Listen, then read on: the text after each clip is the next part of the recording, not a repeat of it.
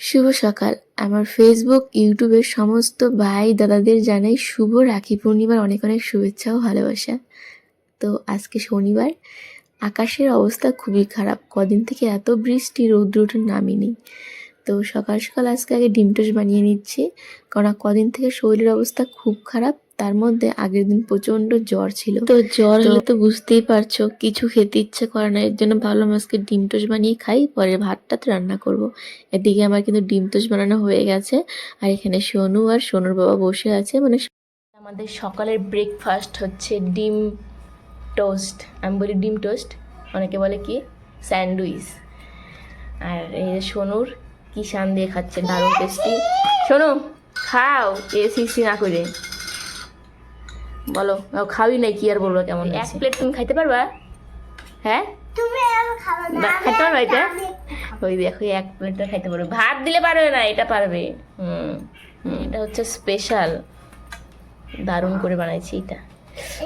এটা সোনুকে একটু দাও। এই দুই হাত লাগাবে না, কি গরম। কেমন হয়েছে? ওই টেস্টি কেমন হয়েছে?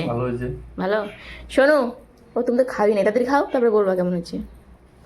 কি করে দেখো। তো সকালবেলা সোনু আর সোনুর বাবা খাওয়া দাওয়া করে চলে গেছে ওই বাড়িতে, আর এদিকে আমি এখন রান্না করছি। আর দেখো বাড়িতে কত ওই যে জামাকাপড় ভিজা, এদিকে তো আছে, ওইদিকেও কিন্তু ছিল।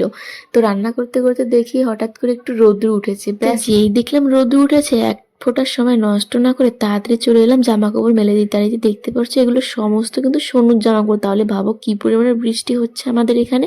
আর দেখো নিচে কত ঘাস হয়ে গেছে, এত পরিমাণে বৃষ্টি হচ্ছে যে রোজ দিনই ঘাস মানে বেরিয়েই যাচ্ছে। আর বৃষ্টির কারণে সেগুলো পরিষ্কার করারও সুযোগ পাচ্ছি না। তো শুধু সোনুর জামাকাপড় বললেই হবে না, সোনুর বাবারও কিন্তু এক গাদা জামাকাপড় ভিজা, তবে আমার সে তুলনায় কম। ওরা যেহেতু বাইরে বাইরে যাওয়া আসা করে, ওদের জন্য জামাকাপড়ও বেশি ভিজে যায়। যেমন আগের দিন সোনুকে স্কুল থেকে আনতে গিয়ে সোনুর বাবা ভিজে গেছে, কাজ থেকে আসতে গিয়ে ভিজে গেছে, কাজে যেতে গিয়ে ভিজে গেছে, মানে 3-4টা করে পাল্টাচ্ছে এক একটা দিনে। আর দেখো কতই জামাকাপড় মেলে দিলাম, আর যেই জামাকাপড়টা মেলে দিয়েছি অমনি আকাশের অবস্থা এরকম খারাপ। তো দেখো এখন বাইরে গিয়ে দেখি আবার একটু রোদ্র উঠলো, দেখি একটু তো মনে শান্তি পেলাম। তো অনেকগুলো জামাকাপড় কিন্তু এর মধ্যে শুকিয়ে গেছে, যেগুলো ধরো হালকা হালকা শুকনো ছিল। আর এদিকে দেখো পেঁপে গাছে আবার পেঁপে ধরছে। আর এই যে স্কুলের নতুন ব্যাগটা জলের মধ্যে আগের দিন পড়ে গিয়েছিল, এটা আবার ধুয়েছি, অনেকটাই শুকিয়েছে। তো দেখা যাক সব জামাকাপড় শুকাতে। তো এখন বাজে হচ্ছে দুপুর 2টো, অনেকটা জামাকাপড় কিন্তু শুকিয়ে গেছে, সেগুলো ভাঁজ করে রাখলাম। আর এখনও যেহেতু 2টো বাজে, তো দেখা যাক বাদ বাকিগুলো শুকায় কিনা। কিন্তু রোদ্র তো এই উঠছে, এই চলে যাচ্ছে। আর এদিকে সোনু তো এখানে নেই, সোনু আছে ওই বাড়িতে। তো জানি না কী যে ঘুরছে ওই বাড়িতে। আর ভেবেছিলাম তোমাদের সাথে ওই আমার ঠিক কী হয়েছে, ডাক্তারের রিপোর্ট ঠিক কী এগুলো সব শেয়ার করব, একটা ভিডিও করব। কিন্তু তারপরেই আমার এত পরিমাণে কালকে আর কি আগের দিন শরীরটা খারাপ ছিল, যার জন্য সেই ভিডিওটা ঠিকঠাক মতো করতে পারছি না।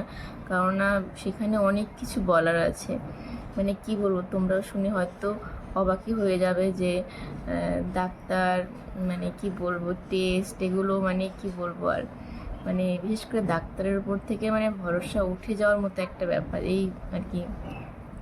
তো যাই হোক, তো সেগুলো তোমাদের সাথে খুব তাড়াতাড়ি শেয়ার করব। শরীরটা একটু ভালো হোক, যেহেতু ঠিকমতো কথা বলতে পারছি না, গলা প্রচণ্ড ব্যথা।